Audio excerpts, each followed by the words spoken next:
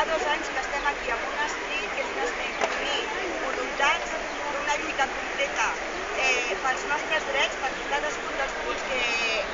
formen part del programa d'aquest cap de setmana formen part també dels drets que la Constitució i que com a persones tenim.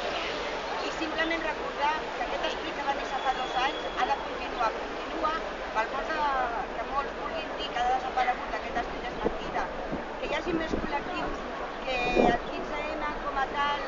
doncs digui el que ha perdut força és mentida. Ha perdut força com un moviment que estava aquí a Plaça Catalunya,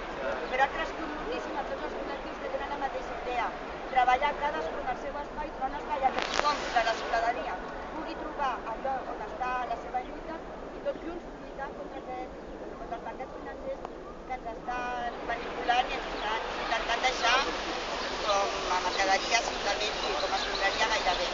Aleshores, recordar que el moviment d'Street continua molt vigent amb tots els col·lectius que estan creixent, que continuen